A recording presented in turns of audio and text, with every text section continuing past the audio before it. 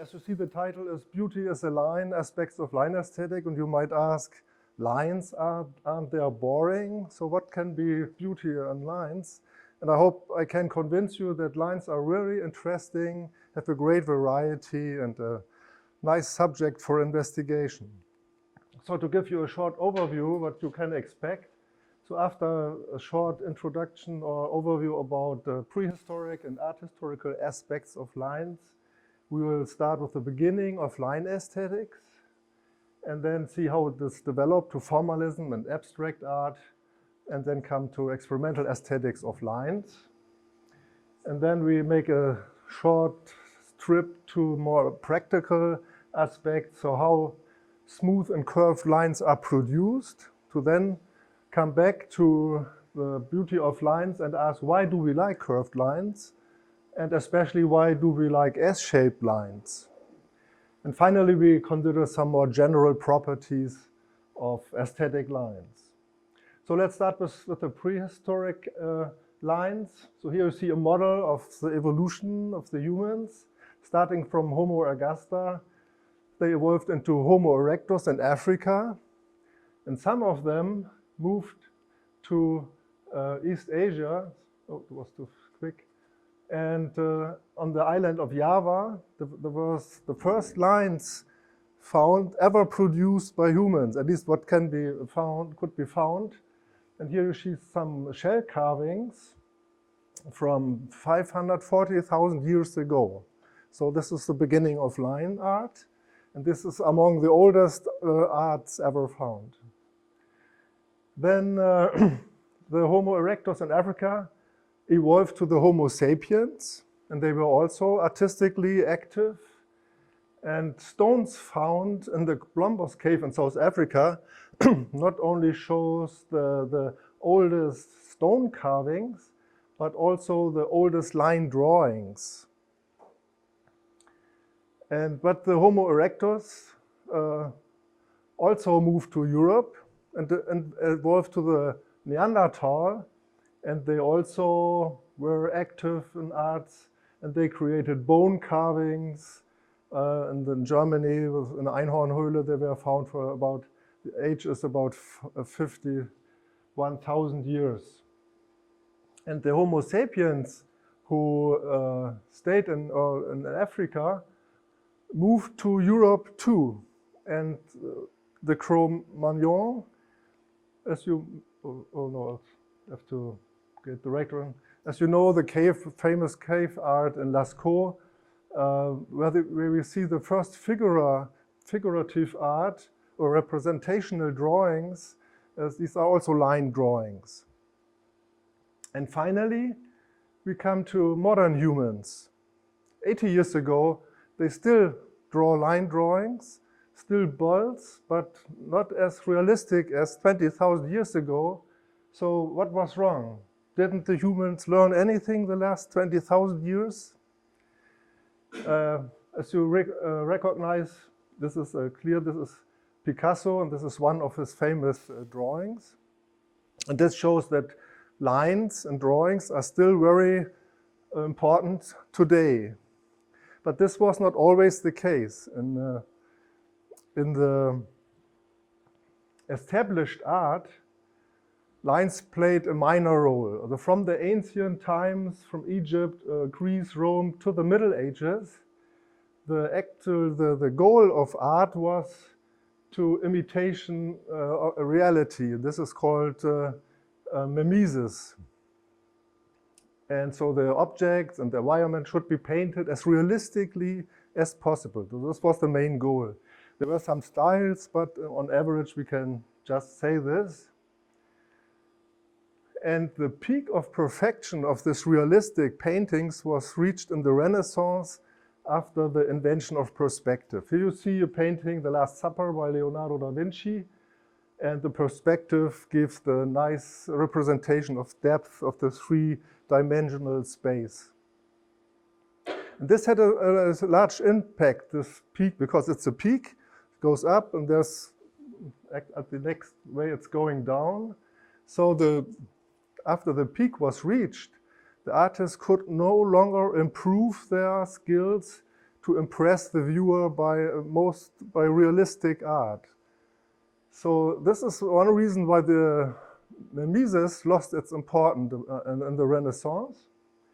And this it follows a paradigm shift from the imitation to something new. So the artists had to consider, what can we do to impress our viewers if realistic painting had reached its peak, so we cannot improve it anymore.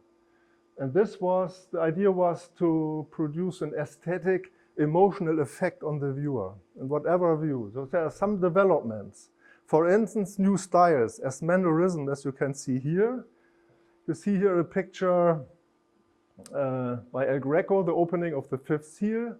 And as you can see, the bodies are elongated. It's not really realistic anymore. The colors are somewhat special. And so the realism reduced its importance, but there's a strong, I hope you agree, a strong emotional effect on the viewer. So this was the goal. And on the paradigm shift, and to see what properties of an image elicit our emotions, this also led to an interest in formal properties of artworks. And also in this connection, interest in drawing and lines. So in this course, in this connection, drawing began to gain some independence. For instance, Michelangelo wrote, painting, sculpture, and architecture culminate in drawing. Drawing is the source and soul of all kinds of painting and the root of all science. And there was also an official competition, the Paragon, where they asked, what is more important, color or lines? And this ended with the primacy of the lines. So the lines were increasing important in the history of art. And the curiosity is that in the Renaissance, outlines were considered as an invention, like perspective. And they were used to achieve certain graphic and aesthetic goals. Here, for example, a picture by Vasari, where you can see the outlines in this drawing. And the body parts closer to the viewer have a stronger outline than parts further away. And this also produced some depth perception and some dynamism. And up to that time, lines were mostly used as for outlines of object. This only changed with Albrecht Dürer. Albrecht Dürer was the first who considered lines as independent, so single lines, not in the function of outlines. And he distinguished three different line types: straight lines, circular lines, and serpentine lines. But here you can see the original of his book. Albrecht Dürer did not make any aesthetic evaluation of these different types. And he also used lines to represent the body postures, to categorize the human figure and postures. And even in this connection, he did not distinguish aesthetically between different postures or line types. This brings us to the beginning of line aesthetics, because the first who did this, or at least in the first step, was Lomazzo. Lomazzo, in his book from 1584, he considered also postures like Dürer, but different from Dürer, he evaluated them aesthetically. And he recommended to give such figures a serpentine shape, and to combine this shape with a pyramid shape. And he also used for such shapes on figures the term figura serpentinata, and traced this back to Michelangelo. Here, a famous example is the Laocoon group, but you can see in the Vatican museums. You can see the more serpentine pose of the figures, and overall there's a pyramid shape. Almost 200 years later, the idea of Lomazzo was picked up by the British artist and printmaker and theorist William Hogarth. You can see already on this cover page a serpentine line and the pyramid shape. And Hogarth, in this book, The Analysis of Beauty, wanted to propose some universal aesthetic principles. And he did this by considering natural and artificial objects, so designed objects like candlesticks or table legs and so forth. And especially he observed how people used the objects and varied them and evaluated them aesthetically. And then he derived 6 principles: fitness, variety, symmetry, simplicity, and so forth. And here, what you can see here is one of his copper engravings in his book. He has 2 plates. This is the first one, where you can see all these different things. We will come back to this. And this book had a huge international effect, and especially not so much in Britain itself, but in other countries like Germany. So the Prussian king Frederick the Great was so impressed that he sent the scientific writer Christoph Mylius to London to translate the book into German under the supervision of Hogarth. And the book was published in 1754, 1 year after the original. And then sometime later, it followed an Italian version and a French version, and much later also even a Russian version translation. As I told you, this 6 principles. So he is not really famous because of these principles, but for a small figure in his plate 1, and this is figure number 49. And this figure shows 7 S-shaped lines, and Hogarth distinguished not only between the beauty of these 7 lines, but also declared one to the line of beauty. He wrote, "There is but one precise line properly to be called the line of beauty, which is number 4. So the number 4 here, this is the line of beauty. And this phrase, line of beauty, only let me say before, this statement here can be considered to consider Hogarth as the father or inventor of line aesthetics. That's the beginning of line aesthetics. And this has a huge impact. So the phrase line of beauty, and there was it's even cited today in many ways. Here's some examples. But I have to say that in general, the line of beauty is often understood as the S-shaped lines in general. So everything S-shaped is liked, it's a line of beauty. And there's an influence in landscaping and calligraphy and hairdressing and dancing. You always find citations of Hogarth in the line of beauty. What is not really, or what was rejected actually, was the specific claim that line number 4 is the only line of beauty. So it's usually used in the sense of S-shaped lines are the line of beauty. And this development, so concentration of lines, Hogarth had a strong effect, leads us to formalism and abstract art. So Hogarth is a good representative of the paradigm shift after the Renaissance, because on the one hand, he analyzed the formal properties of objects and works of art, and he emphasized the role of lines to produce an effect on the viewer, an aesthetic effect.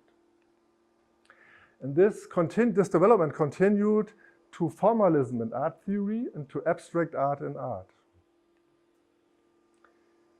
And also what's important to note is that form is more important than semantic context.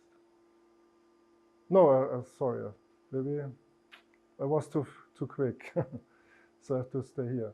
So formalism was an influencing art at the end of the 19th century, And it states that everything necessary for a work of art is included in the work of art. So it's not important to know the context, the historical background, or anything of the life of the artist. That's irrelevant. Also irrelevant is the semantic context. Form is everything that counts. This is what elicits emotions in you as a viewer. And some formalists here are Alois Riegel, Wölflin, Edward Bullough, and Clive Bell. So let's look a short look at Clive Bell. Clive Bell asked the question, what is the one quality without which a work of art cannot exist? What quality is shared by all objects that provoke our aesthetic emotions? And he answered, only one answer seems possible, significant form. In each lines and colors combined in a particular way, certain forms and relations of forms steer our aesthetic emotions. And that he is still interesting to us is shown by a recent paper published by Seymour Seki, where he related Clive Bell's significant form to neurobiology of aesthetics. Yeah, but which form, how does the form connect to our emotions? And one of the first studies in this respect was conducted by Poffenberger and Barrow. And they used lines of different forms, size, and direction, and had persons match adjectives to these lines. For instance, sad, quiet, lazy, hard, serious, and so on. And if you consider two examples, here the mid-size curved lines compared to angular lines, then we see that the curved lines were labeled by merry, playful, gentle, and the angular ones by powerful, hard, and furious. And these are simple, isolated lines. But there's a nice example that applied this to real artwork, and this was done by Nancy Eichen. Nancy Eichen, in her dissertation that was published as a book, she illustrated the idea of formalism, and she used here, for example, two artworks. So there's Cubistic should stand there. So the post-impressionistic work by Cézanne, The Small Bathers, and The Ladies of Avignon by Pablo Picasso as a cubist. And then she extracted the lines and outlines. And now it's up to you to decide which emotions are produced by these lines in you, and how these emotions you feel are related to the emotions or the adjectives proposed by Poffenberger and Barrow. And if lines have such a big effect and can produce emotions in the viewer, and everything else is less important, then you can just ignore content, avoid content, and just draw lines. And this is then led to abstract art. Here, a representative, Wassily Kandinsky. You can see here there are two examples of his work. Just show lines and you get famous. And he was not only an artist, but also a Bauhaus teacher, a theorist, and he wrote, among others, the famous book Point and Line to Plane.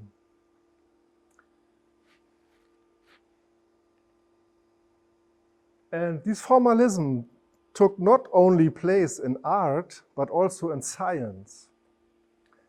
And as we have heard yesterday by Klaus in his the keynote, Fechner was the founder of empirical art. In my view, the start is here 1871 with the book Zur experimentellen Ästhetik on experimental aesthetics, a nice book. But what is more known is the Vorschule der Ästhetik.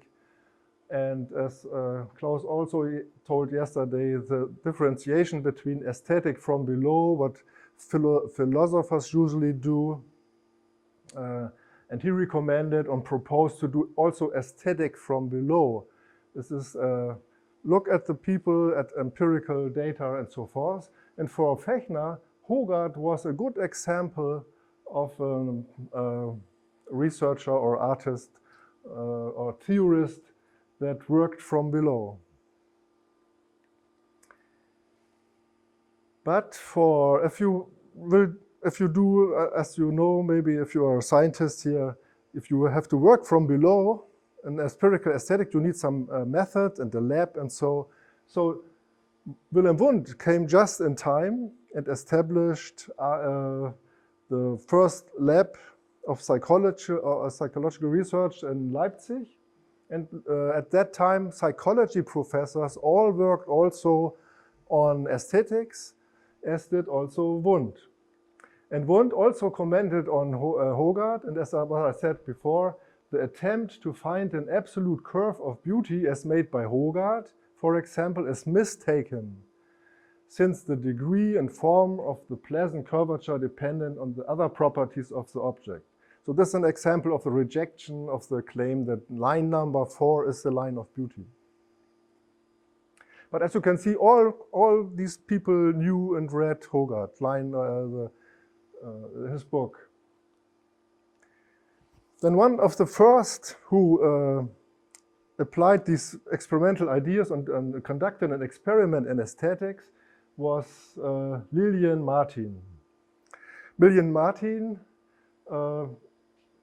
published in 1906 the first study, and she studied psychology in Göttingen. I mention this because 100 years after Lilian Martin, I also studied psychology at Göttingen, so it's a nice coincidence. And she wanted to test Fechner's 5 principles. Fechner also proposed some principles, for instance, aesthetic threshold, aesthetic help or increase, and so forth. And she wanted to test this.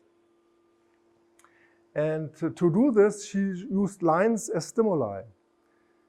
But before I show you the stimuli, I want to draw your attention to an anecdotal report where she reports that she informally tested Hogarth's line of beauty idea. And she wrote, as a matter of curiosity, in this connection, I showed the reagents figure 49 in the analysis of beauty and asked them to select the line best liked. They did not agree with Hogarth or with each other regarding the precise line properly to be called the line of beauty. So this is a confirmation of the general view that it makes no sense to say line number 4 is the most beautiful. But it was, interestingly, it was the only empirical approach and even informal for a long time. Now we can see here her, in the main study, she used these 41 stimuli and had 10 students. And the result was somewhat disappointing because she wrote, the arcs of the circles seem to be least liked, but no further general agreement is possible. This is surprising because I guess that the arcs of the circles were least liked because they were compared to straight lines, because we know that if we compare curved lines with angular ones, then we find a preference for the curved ones. And there's a lot of literature, and already Roger de Piles noted in the 17th century that curved objects are more pleasing than angular ones. And here Leda and one of our keynote speaker, Klaus, had a paper then much later where it was confirmed in the application to interior designs of cars.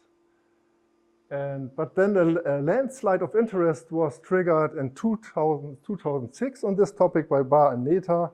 And they had everyday objects here, clocks or couches and so forth. And also our next keynote speaker, Marco, with this group, also contributed a lot of papers to this area.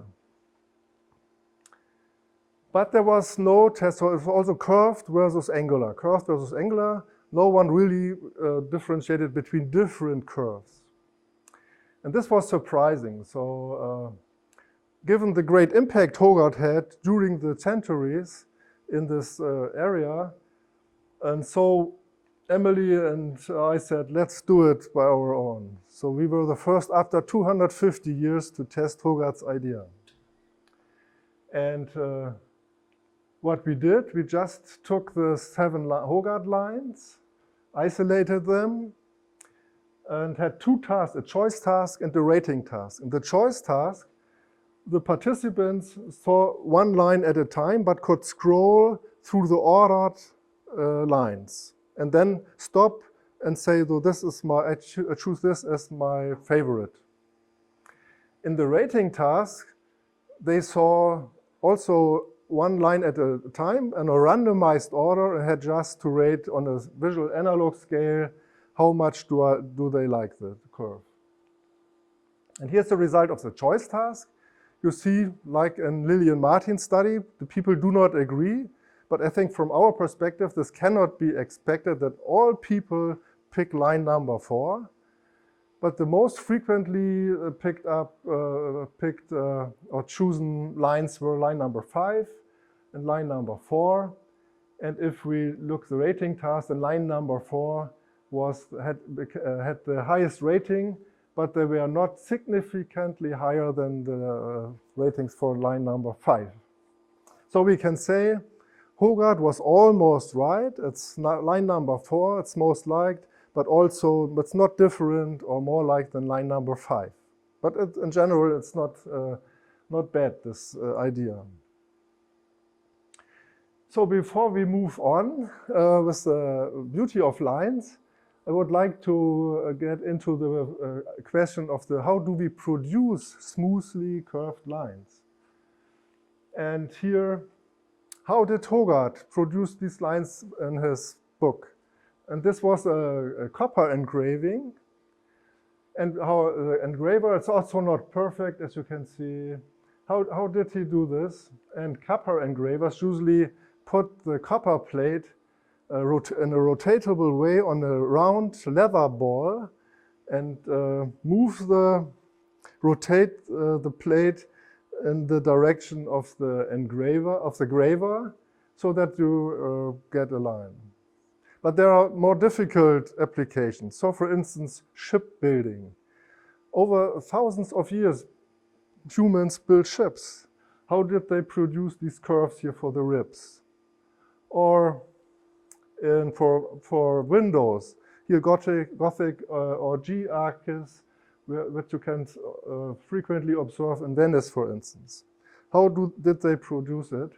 And one way the craftsmen did this is they fix a flexible stick bent in a bended way and climb up and then draw this curve.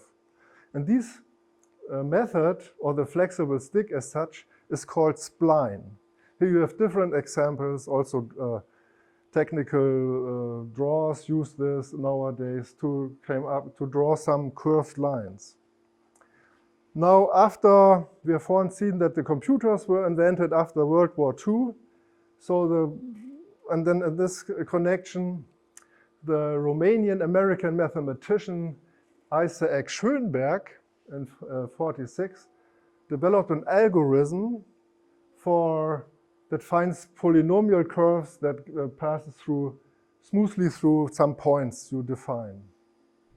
And he named this algorithm, or this function then, the corresponding function, spline function.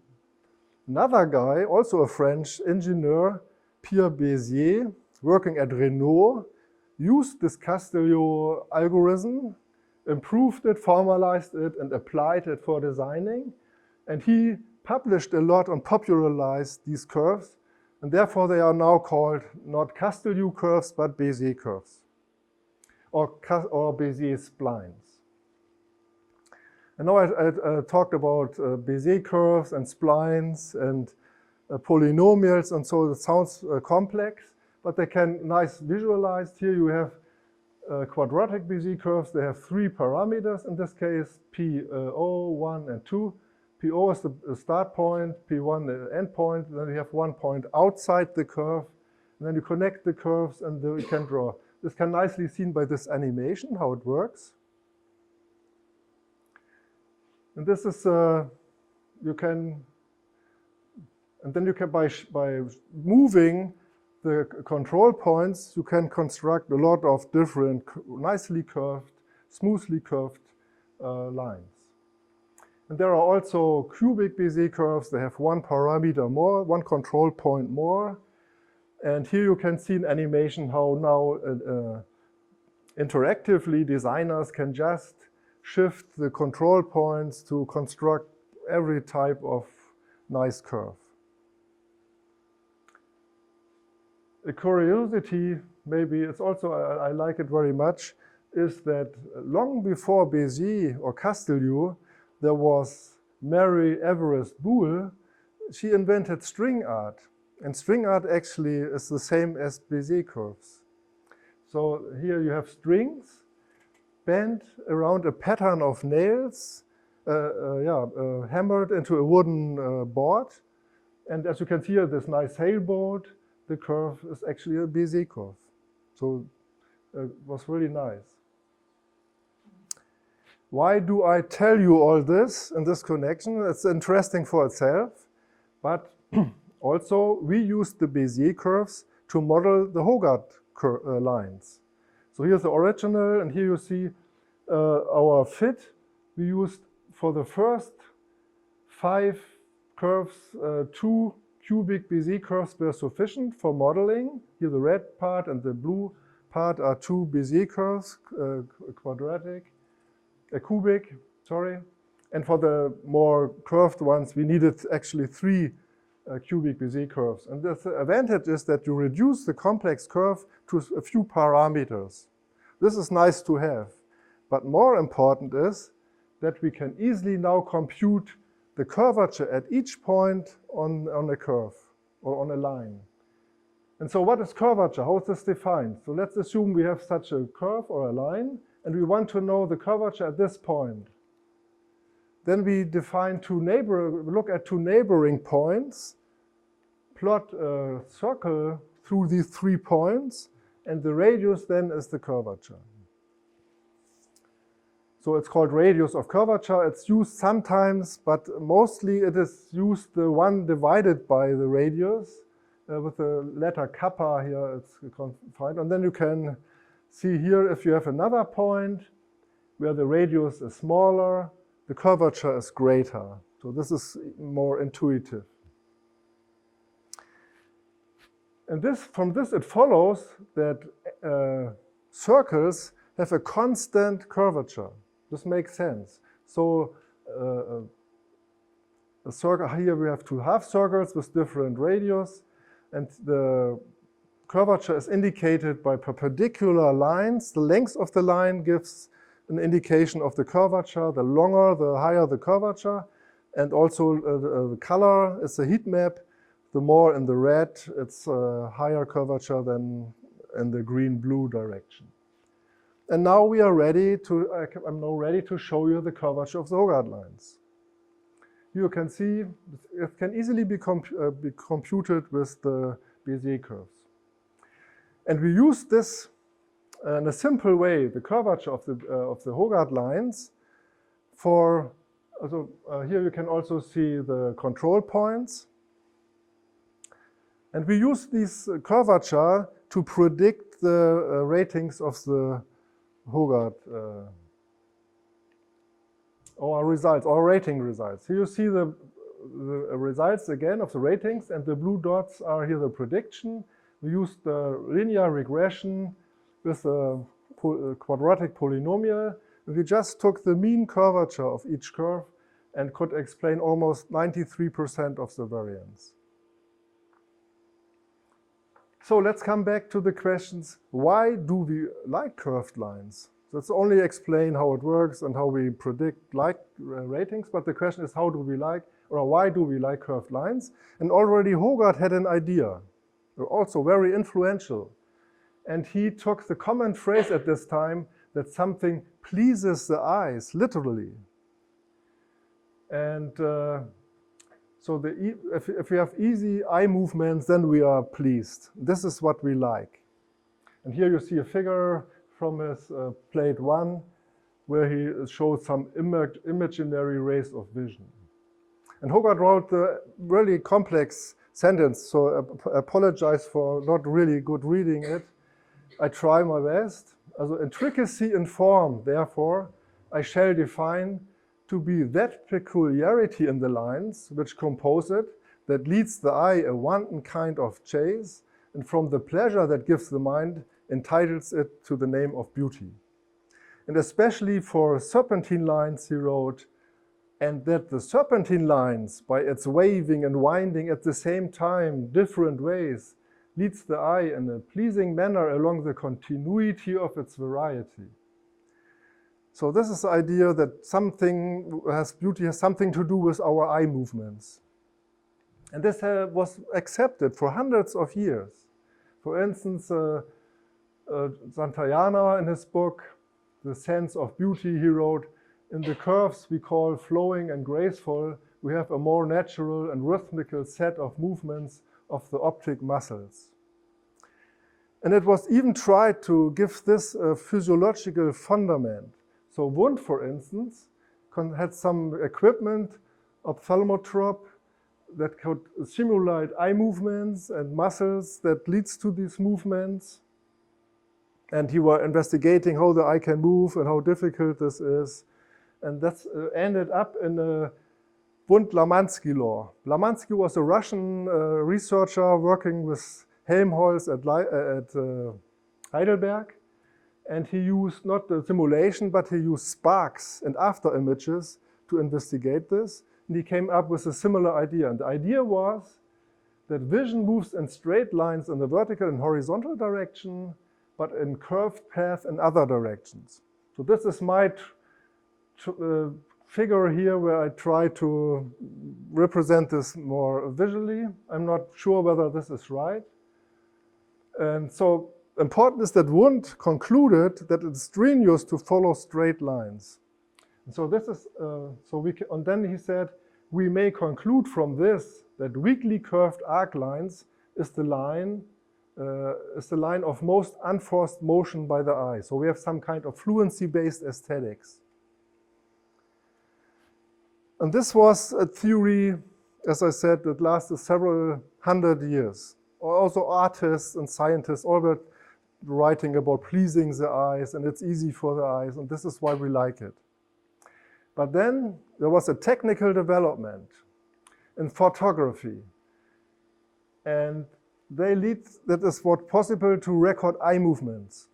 And it started in reading research and reading studies, and they discovered saccades and fixations. And Stratton applied this technique to record eye movements while viewing simple geometric forms. And he began his work in Wundt's laboratory and then moved to California, Berkeley, and continued his research.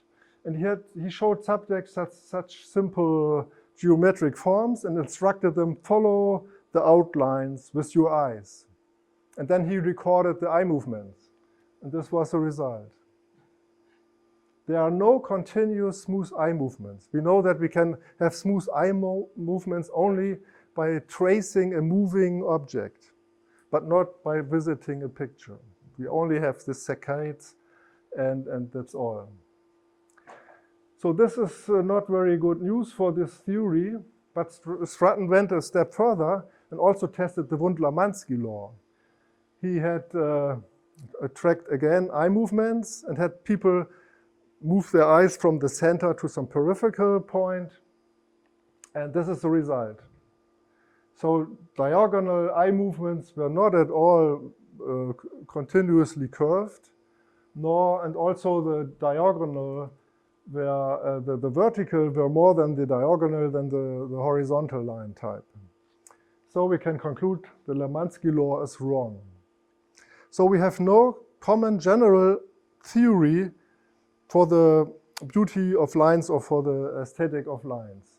So maybe we can reduce the question and say, why do we like at least S-shaped lines? Can we say something about this? And also Hogarth again had also an idea for this question, because he related his 7 lines in figure 49 to corresponding 7 corsets in his figure. He said, okay, this might have something to do with the back of women. And I tried to fit here Hogarth lines to this corset, and as you can see, this does not really work out well. But then I saw another book by an American painter and author, Henry Poor, and he said, oh, maybe this is the wrong area on the back. Let's go a little bit deeper to the buttocks. Also include the buttocks area. And so this looks quite, the figures are not quite Hogarth lines, but he tried his best, I guess. Or he changed it a little bit deliberately, I don't know. And then I said, okay, I believe this could be in the direct way. And then I happened to read a paper by David Lewis and David Buss, two evolutionary psychologists from Texas. And they were interested in the lumbar curvature. And here you can see that's where there are stimuli. The lumbar curvature increased here in steps from, they were interested only in this angle from 26 degrees to 61. And they had subjects rated the attractiveness of these bodies. And this was the result. So a lumbar curvature angle of about 45 degrees was rated as most attractive, or the body. And when I read this, I was really enthusiastic, and I wrote David Lewis. I told him about Hogarth's line of beauty and asked him whether I can use his stimuli for doing a study. And he said, no. But he said, I have much better stimuli meanwhile, and let's cooperate. So these are his new stimuli, photorealistic pictures of a woman. And also here, the lumbar curvature was varied. And I fitted Bézier curves to this area, back and buttocks area. These are the isolated curves. And David and his group, they collected attractiveness ratings of the whole body and found almost the same. So the morphs 3 and 4 were liked most, and this is about in this region of 45 about. And I collected just the beauty ratings of these pure lines as a ratings scale to see is there a coincidence. And it is. Body lines, what I call them, 3 and 4 were liked most. And then I tried to compare these lines. Has this anything to do with Hogarth's lines? And this is not an easy task. So we have the 5 body lines, and I picked the Hogarth lines 4 and 5. You see they are a little bit different from the shape. And before we compared only the mean for the prediction, but now the mean is a really poor measure. So I used the histogram of the curvatures. So here in red, you see the histograms of curvature for the 5 body lines, and here in blue, the histogram of the curvature for the Hogarth lines. And if we look how is the match, so we use the absolute difference between the sum of the absolute difference of the histograms, and you can see Hogarth, the body line 3 matched best with Hogarth line 4, and the body line 4 matched best with Hogarth line 5. So this is very promising. This shows that it might indeed be the case that the line of beauty has an evolutionary origin, that this is derived from the back of a beautiful woman. I think this is, I like this idea. Yeah, but why? The question now is, why is this lumbar curvature so important for evolution? Now, if you look at evolutionary accounts of beauty, then they say, okay, it's important, if you look for a mate, it's important that the mate is healthy and fertile. And there are some signs on the body that indicate this fertility and beauty. For instance, colored, smooth skin, clear eyes, shiny hair, and so forth. But what is indicated by the lumbar curvature? And this is not easy to imagine, so I was surprised. this is the stability during pregnancy. So if you have an optimal lumbar curvature as woman, you have a stable standing during pregnancy, and you are not suffering back injury, and you can, in general, this is an advantage, especially in former times when this was really evolved. So this is a explanation, the evolutionary explanation for this, why it evolved a certain shape of the lumbar region, and this might be connected to Hogarth's line of beauty. So this is, but if you, as I have to say, in this idea, they talk about the angle of the lumbar curve. They talk about curvature, but never consider curvature. They only have this angle, or this is we will see the next example. Also, there are more shaped curves, S-shaped curves on the line of bodies. For instance, the outline of the frontal view. And this is mostly shown if you read about curvature and beauty. They show the outline. This is related also to evolutionary theory and to the waist-to-hip ratio. So the distribution of fat is very important for human evolution. And this is also, sometimes even in these papers, they talk about curvature, but only consider a ratio. And this is the waist-to-hip ratio. So Singh has a huge impact in the literature by a paper from 1993, where he also said the waist-to-hip ratio is the fitness cue. Because fat around the waist is unfavorable, around the hips it's favorable. And indeed, if you look at the data, you find that women with the waist-to-hip ratio lower than 0.8 have a lower health risk and get pregnant sooner and have a higher fertility. And he tested this in an experiment, whether men indeed find women with a low waist-to-hip ratio more attractive. And he used quite simple stimuli, only these line drawings, and he had 3 categories: normal bodies, underweight, and overweight, and changed the body. You can see only this small area is changed to move the waist-to-hip ratio from 0.7 to 1.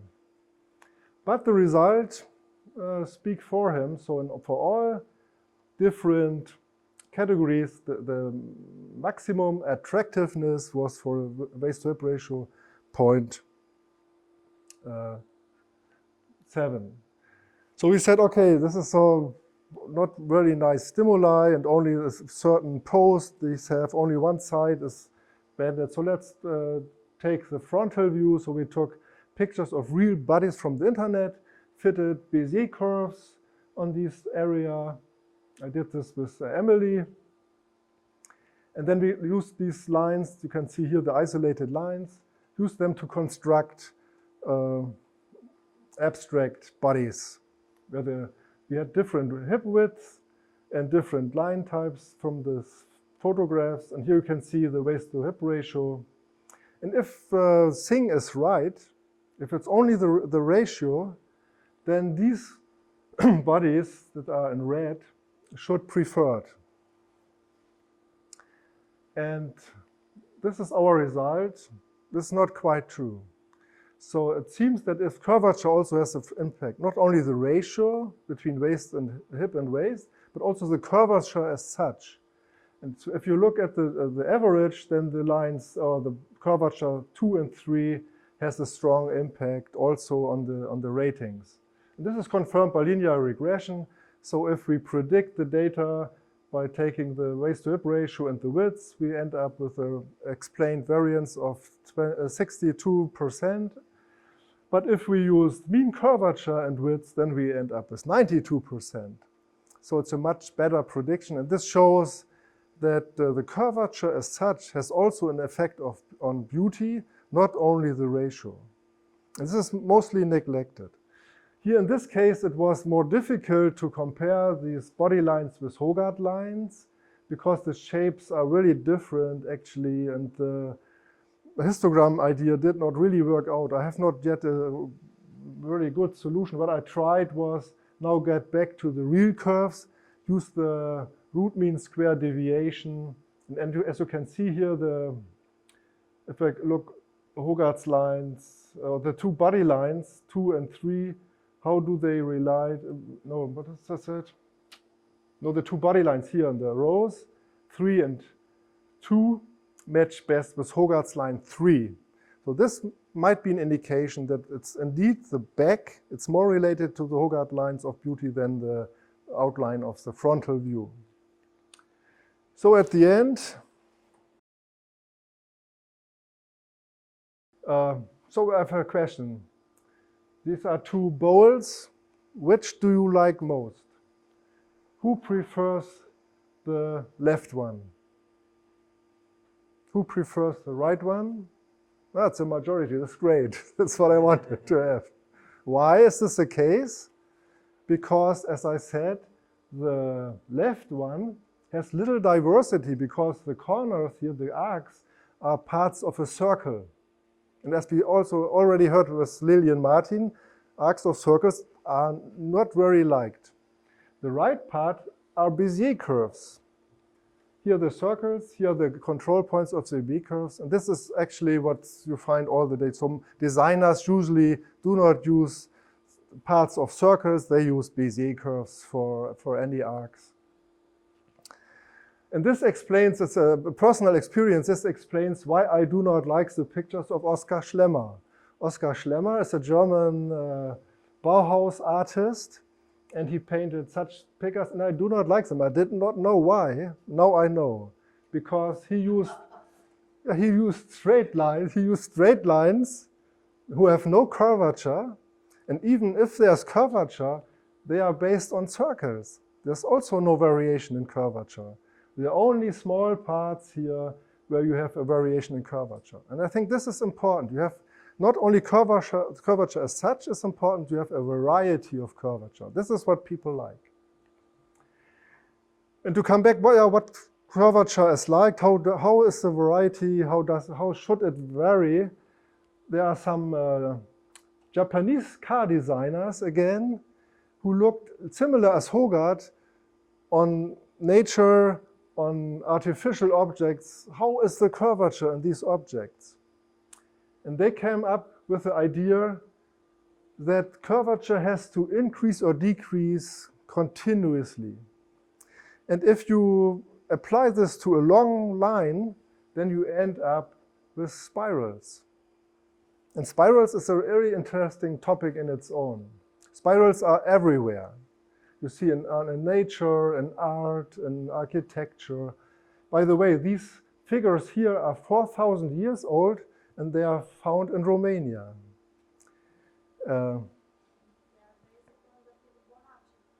Pardon? Yeah, maybe, I'm not sure. And when we looked which type, there are different types of spirals, which type is liked most, there's no data. So we said, okay, let's do it by our own. I did this with Golfarm, another graduate student in our lab, and we tried the first pilot study. So we had an Archimedean and an algebraic and two types of logarithmic spirals, and had them just rated by participants. How much do you like them? And we varied the size and the number of loops, and this is the result. So the algebraic, so I have to say that the Archimedean are a special case of the algebraic spirals, and they have the highest ratings, and the logarithmic are have disappointing low rating. By our guess was that logarithmic is liked most, but this did not turn out. And then we considered how can we predict these likings? So we considered the arc length, the size, the number of loops, and also the curvature. And curvature is plotted here. Maybe it's difficult to see. So on the x-axis, we have the position along the line, and the y-axis indicates the curvature at that point. And what predicts the beauty most is the variance of the curvature. So we have, again, some variation. That must be there, and then we like it.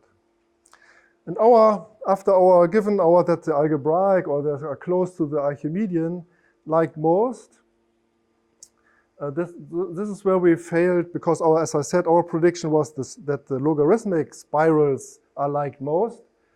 And this is not really weird because we have a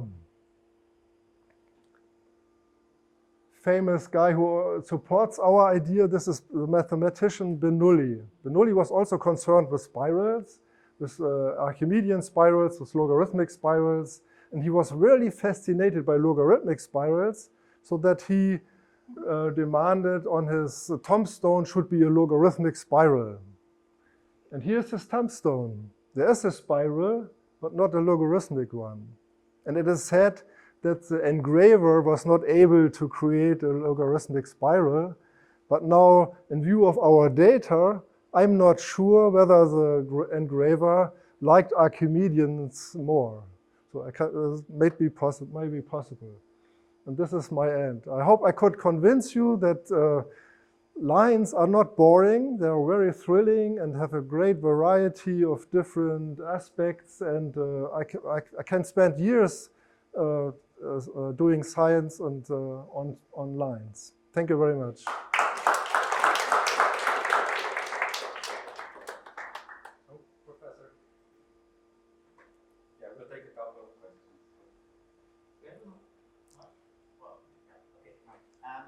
Thank you very much, Ronald. It was a wonderful talk, and it really shows that you can go very deeply into something, and it was really a pleasure, a great pleasure. Just a recommendation for the statistical point of view for matching or the fitness of the Hogarth and other curves. I would recommend to use the bidimensional regression. I have I programmed a toolbox for R in 2010, and you can use it. Yeah, thanks for the it's really because this is really a challenge. Yes, I know. Yeah, so thanks for that. I'm happy. There's a solution for it. Yeah, great. Good to know.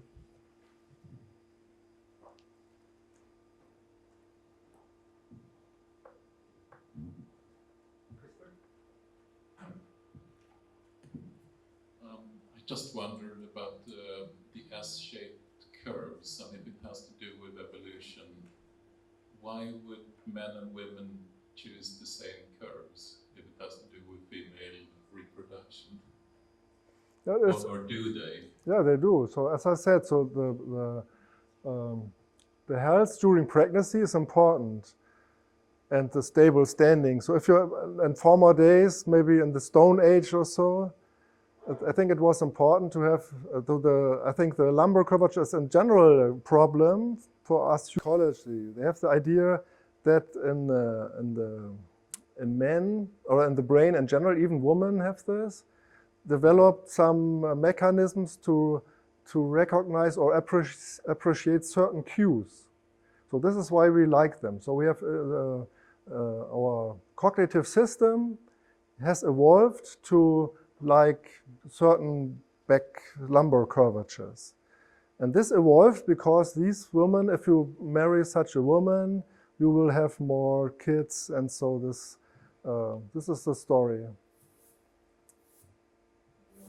Yeah, that should matter. I was also surprised, but maybe if you have to run away for a lion or something, and you're pregnant, it's better to have a stable back or something like this. I don't know. Or if